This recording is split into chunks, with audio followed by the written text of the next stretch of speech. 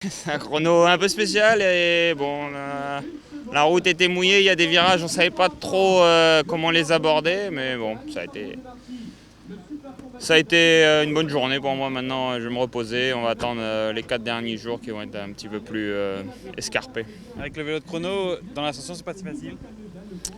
Nous, on avait opté pour des roues de 40 mm et pas la roue pleine parce que le calcul qu'ils avaient fait, c'est qu'avec la roue pleine, on allait gagner une seconde sur le plat et perdre beaucoup plus dans la montée. Donc bon, on était avec ces roues-là, moi je me sentais assez à l'aise dans la montée. Donc voilà, j'espère pour Formolo qui est place au général, ce sera la bonne option.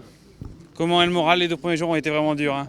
Oui, voilà. Après je m'attendais pas à faire des résultats les 2 premiers jours, mais c'est vrai que ça a été des conditions difficiles et voilà, de toute façon, peu importe l'échelon de la course où on se trouve, des journées comme surtout celle de lundi, voilà, c'est vraiment dur pour tout le monde et il faut essayer de récupérer et de prendre du positif dans le négatif aussi.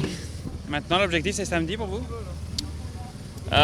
Samedi, ouais, on va prendre au jour le jour et essayer de saisir une opportunité et une ouverture s'il y en a une.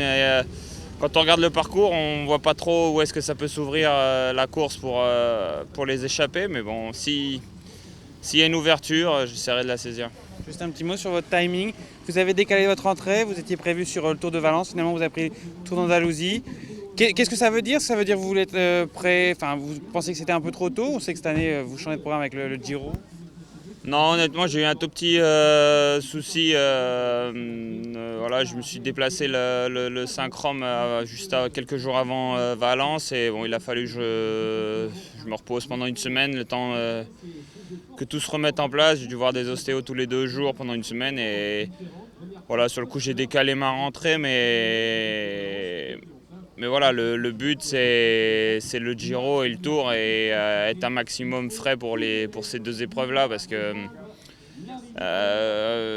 tous les coureurs qui marchent en ce moment, qui sont en pleine forme, soit ils vont aller jusqu'au Giro et ils vont couper, ou soit ils vont couper après la Romandie ou Liège-Bastogne-Liège. Mais moi, je vais enchaîner Giro, Tour sans coupure. Et voilà, la seule coupure que j'aurai, ce sera après le Tour. Donc c'est sûr que la forme, elle est décalée.